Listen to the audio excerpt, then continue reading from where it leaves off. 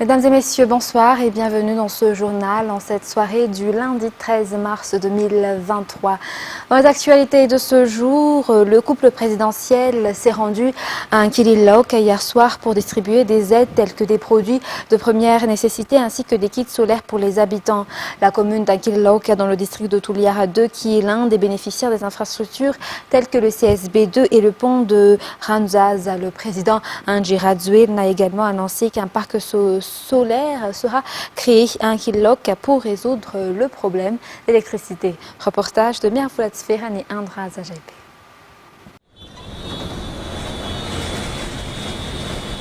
La commune d'Nkililok a été parmi les communes victimes du passage de cyclone Freddy.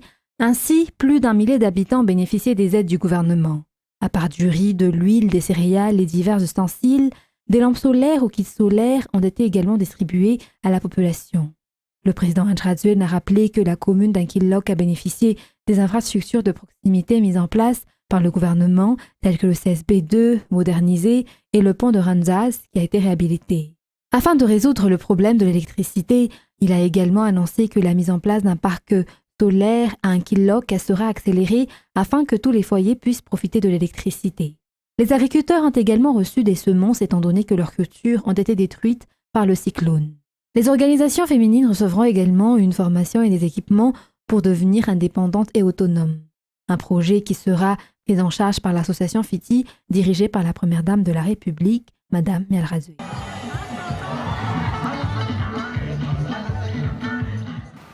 Restons toujours dans la région Insimu Anjefana dans le cadre justement de leur tournée dans cette localité. Le président de la République, Ange Radzuil, et son épouse, la première dame, Mial Radzuil, ont visité aujourd'hui le district de Murumbe pour y apporter des aides pour les habitants. Même si Murumbe est éloigné, le président n'oublie aucun district, affirme-t-il. De ce fait, il n'est pas seulement venu pour apporter des aides pour les victimes du passage du cyclone, mais également pour apporter le développement tant attendu par la population. Reportage de Josikel Ingénierie et Indra Zajaïpe. Il a été traversé par le cyclone Freddy. Ensuite, ce dernier est revenu apportant plusieurs jours de mauvais temps. Résultat, la ville est inondée. Bon nombre des habitants des Ansfukutan de la ville sont en plein désarroi car même les vivres et les stockages ont été envahis par les eaux. Sandia et sa famille sont parmi les familles qui ont été sinistrées, donc ils ont dû se déplacer. Et à cause des vivres qui ont été détruits, ils n'ont rien à manger. Néanmoins, l'État veille déjà aux difficultés de la population et s'est préparé pour faire face aux catastrophes, comme ici à Murumbe, où des vaccins ont été déjà dépêchés à l'avance pour que le district n'ait pas de difficultés dans l'approvisionnement de riz. D'autres difficultés ont été engendrées par le sinistre, comme le fait de ne pas pouvoir pêcher, la destruction des cultures, mais aussi les coupures de route qui entraînent la suspension du transport de carburant.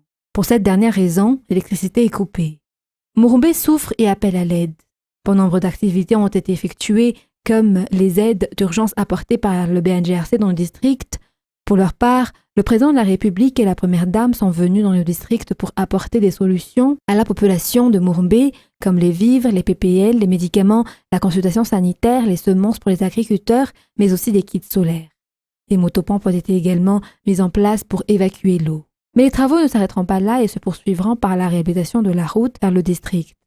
Le chef de l'État et son épouse ont également contribué à la distribution de repas chauds ici à l'école Saint-Joseph Murumbe.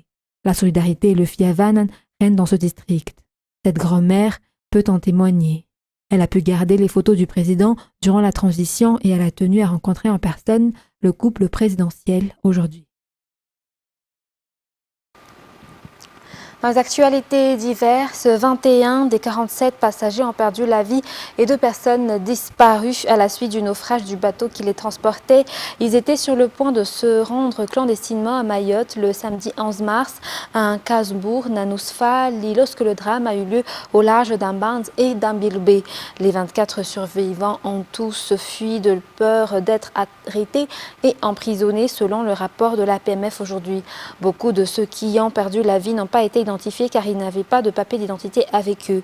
Les autorités sont actuellement à la recherche des familles des victimes. Le chef du gouvernement, Tsa Christian, avec quelques ministres membres du gouvernement, dont le ministre de l'Environnement, le ministre de l'Enseignement technique, et le ministre des Transports sont descendus sur les lieux. Le directeur général de la PMF accompagnait également cette délégation. L'enquête sur cette catastrophe maritime est actuellement en cours.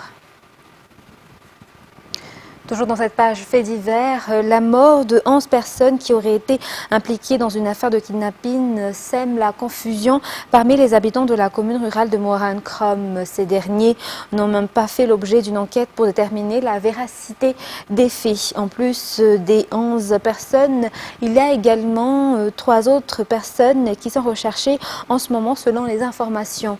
Par ailleurs, il n'y a pas encore de nouvelles concernant les kidnappés, notamment le couple et le garçon âgé de 15 ans, frère de la mère de famille. Pour rappel, ils ont été enlevés le 25 février à Mbuimanari, Vukrom, Mouraran. Fenna Rakotarsoulf nous en dit plus.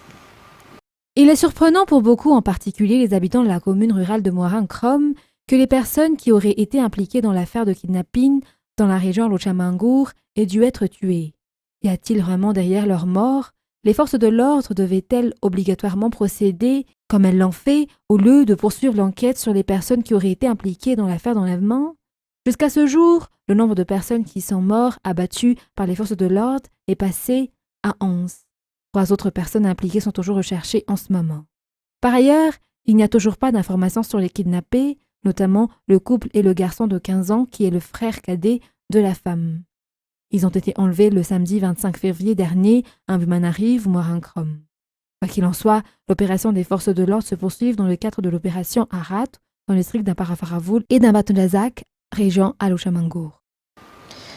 Dans un tout autre sujet à présent, le financement des projets de construction et de réhabilitation des infrastructures routières financés par la Banque mondiale à Madagascar s'élève à 1,5 milliard de dollars. Plusieurs routes nationales vont bénéficier de ce financement, telles que la RNP2, la RNP4, la RNP6, la RNP7, la RN34, la RN12, la RNS5, la RN24, la RNT12A, le pont de Manambonge, la RN10 ainsi que la RN31.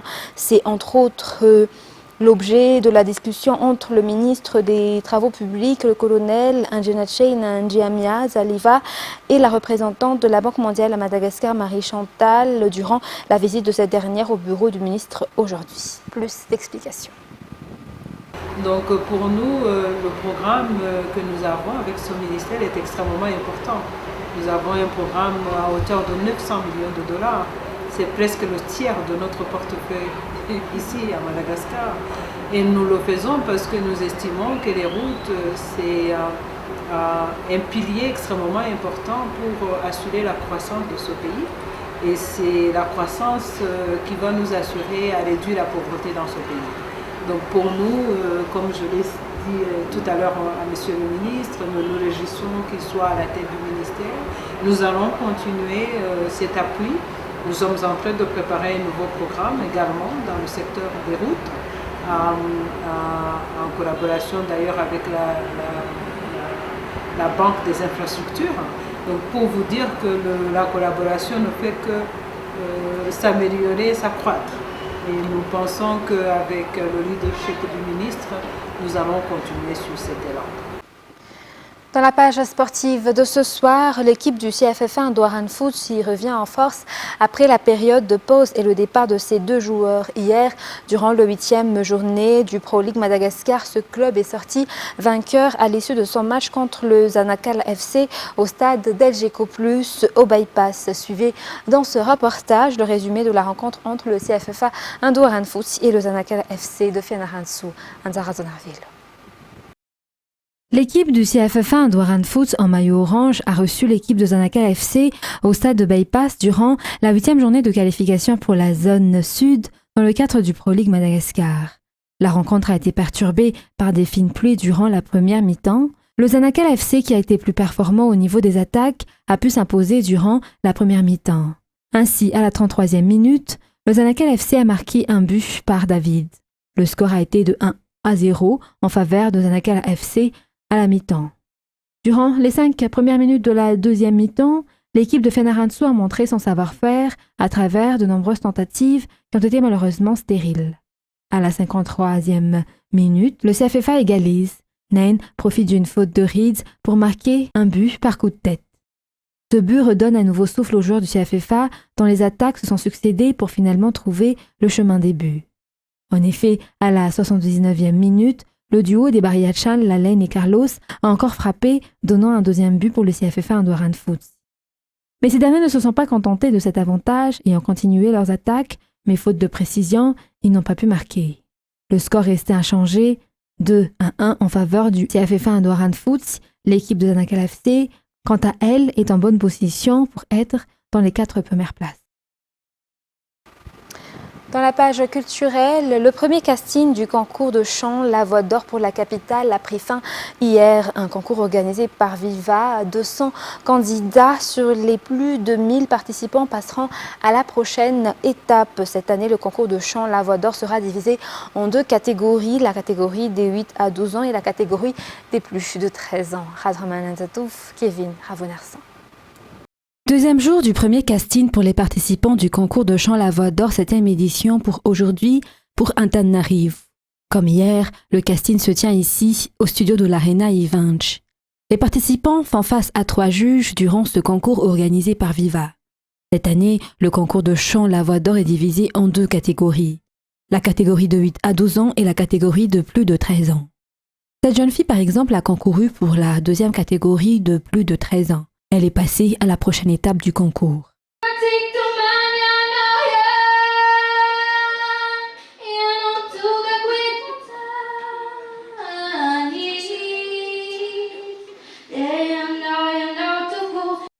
Pour cette petite fille, elle n'a pas pu retenir ses larmes en sachant qu'elle passe à la prochaine étape du concours. Elle est dans la catégorie de 8 à 12 ans. C'est la 2e fois qu'elle participe au concours de La Voix d'Or. Pour cette saison, elle est passée à l'étape suivante. Plus de 1000 participants sont passés devant le jury durant ces 2 jours de casting pour Antananarivo.